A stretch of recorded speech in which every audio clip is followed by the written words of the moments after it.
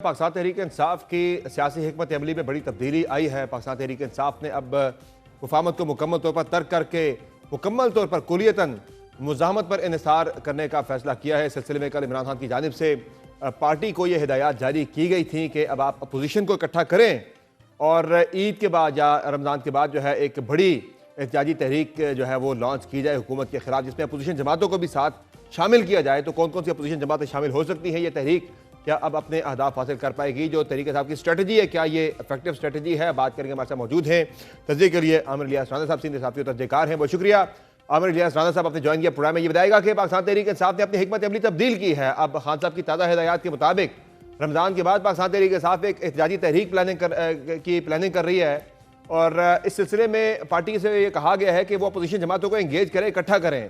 तो लग रहा है कि अब जो नई स्ट्रेटजी है ये कोई बेहतर रिजल्ट तरीके से आपको दे पाएगी?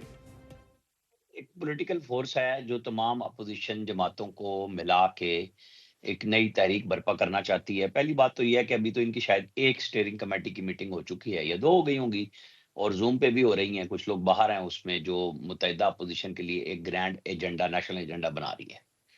वो भी सामने आएगा और अभी उस अपोजिशन का कोई सरबराह सामने नहीं आया।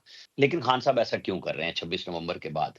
मेरी इत्तला के मुताबिक जैसे पहले 26 नवंबर करना था तो उनको पता था कि एक सजा हो रही है और केस बड़ा बना दिया गया है और बहुत इल्तिवा दे दे के उसको कि किसी किस्म का बाद में कोई ऐसा काम ना हो सके कि वो हाई कोर्ट में जाके पहले की तरह खत्म हो जाए। अब आप ध्यान में रखें कि जीएचक्यू हमला केस जो है ना वो बड़ा सीरियस केस है और प्रोसिक्यूशन ने उसमें 1 साल लगा के पूरी तैयारी करके, वो जो बार-बार माँगते हैं ना कि यूएसबी दें, सीसीटीवी फुटेज दिखाएँ, तो वो सारी की सारी अदालती एविडेंस इस वक़्त मौजूद है। जो 190 मिलियन उसका तो हो गया, 190 मिलियन का अब यहाँ पे आ रहा है कि जी सीसीटीवी का मुतालबा। तो वो मेरी इत्तला के मुताबिक प्रोसिक्यूशन ने इनको अदालत में जमा करा दी है। एटीए इनके उसमें इनके ऊपर चार्जशीट हो चुके हैं ये और 25 गवाह भुगत चुके हैं। 100 के प्लस गवाह हैं हम्म। और 118 मुल्जिमान हैं। 118 कापियाँ 300 प्लस पेजेस की जो हैं, जिसमें यूएसबी भी शामिल है और वो चीज़ें वीडियो, ऑडियो सही। एविडेंस है वो लगा हुआ है उसके अंदर। और अब जब 26 फरवरी को ये केस शुरू होना है तो उसके अंदर पैमरा, पीआईडी, जो अखबारी तराशें हैं आपके और हमारे प्रोग्रामात हैं जिनमें वो वीडियो चली हैं, जी हाँ। खबरें चली हैं, वो सारा एविडेंस वो रिकॉर्ड कराया जाएगा और रमज़ान शरीफ के मिड में कहीं जाके वो शायद गवाह भी मुख्तसर कर दें और एक ऐसा गवाह जिसका जो बुनियाद है चक्री में एक मीटिंग की कि वो इस्तगासा का कहना ये है, जो मेरी इत्तला है कि हम इजाज़त लेंगे अदालत से और एकदम उसे सामने लाएँगे और उससे इमरान खान साहब के लिए परेशानी बढ़ जाएगी। और फिर उसके ऊपर जिरह शुरू होनी है और ये ईद और बकरा ईद के बीच में इसका फैसला मुतवक्को है, जो इस्तगासा हमें बता रहा है, जो मैंने चेक किया है। तो उनको भी पता है कि ये काम क्या होने जा रहा है। 118 लोग उसमें नामज़द हैं और क्या होगा उसके ऊपर ये तहरीक की तैयारी है कि उससे पहले प्रेशर बनाया जाए, जिस भी सही है। तरीके से हो। पॉलिटिकल पार्टी के तौर पे और मुत्तहिदा अपोजिशन के तौर पे उनका ठीक बिल्कुल है। राइट है कि वो अपनी पार्टियों के अपना जो एजेंडा वो बनाने जा रहे हैं उसके मुताबिक करें। लेकिन अभी ये क्वेश्चन बहुत बड़ा है कि इस केस में लेकिन कितनी तेज़ी से निपटेगा काम और आगे तहरीक कितनी तेज़ी से चलेगी। लेकिन इस सारी जो एक्सरसाइज है उसमें जो सबसे ज़्यादा इन्हिसार होगा वो मौलाना फजल रहमान पर होगा। पाकिस्तान तहरीक इंसाफ का इसी सिलसिले में खान साहब ने बारहा अपनी पार्टी को यह हिदायत भी दी है अली अमीन घंटापुर समेत के मौलाना पे तनकीद ना करें। ज़ाहिर है खान साहब देख रहे हैं कि मौलाना फजल रहमान अगर उन्हें ज्वाइन करते हैं इस तहरीक के अंदर, सड़कों पर वो आते हैं, तो उससे तो फिर इम्पैक्ट इस तहरीक का बनेगा। तो आपको लग रहा है कि मौलाना फजल रहमान जो है वो आ जाएंगे तहरीक इंसाफ के साथ? जो स्ट्रीट पावर है उनकी सबसे ज़्यादा मैटर करती है, चूँकि पीटीआई के अलावा एक वही है, तो वो आ पाएंगे पीटीआई के साथ?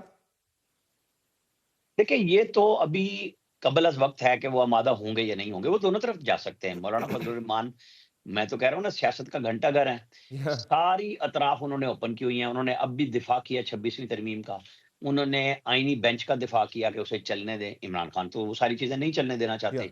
फिर गवर्नमेंट उन्हें किस तरह एंगेज कर सकती है। मौलाना फज़लुर रहमान के पास जब वो जलसे करते हैं, हर जगह पे लोग मौजूद होते हैं, लेकिन इलेक्टोरल पावर जो है वो केपी और बलूचिस्तान में है और केपी में अंदर जो नुकसान हुआ है उनका, वो उसका फ़ायदा पीटीआई को हुआ है।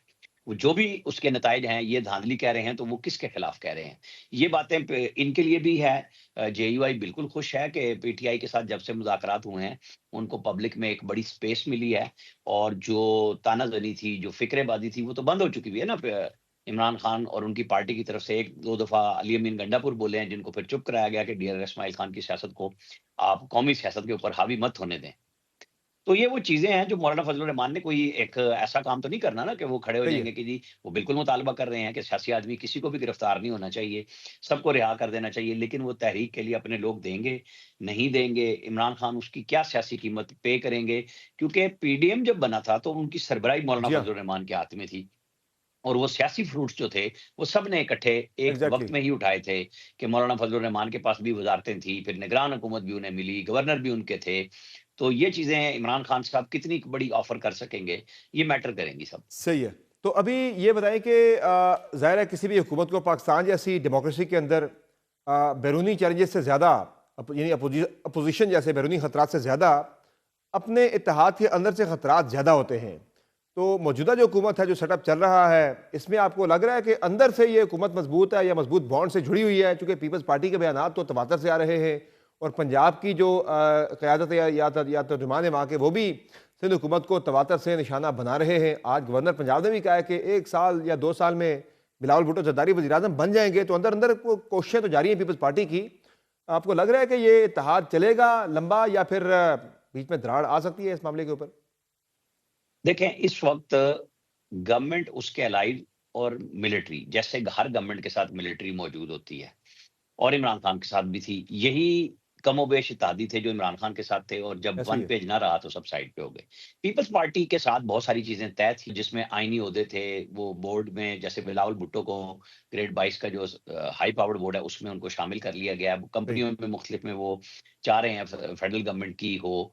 ट्रांसफर्स के ऊपर उनके इश्यूज़ हैं पंजाब में, वो स्पेस बहुत ज़्यादा चाह रहे हैं। मरियम नवाज़ अपने एमपीएस को उतनी स्पेस नहीं दे रही तो पीपल्स पार्टी को कैसे देंगी? मतलब वो मवाज़ना यही होता है कि क्या नून के लोगों को इस तरह नवाज़ा गया है, जिस तरह पीपल्स पार्टी सूबे में ज़िले माँग रही है या चीज़ें माँग रही है, तो वो भी सिलेक्शन एक प्रोसेस के तहत करके डीसी और डीपीओ सारे लगाए जा रहे हैं।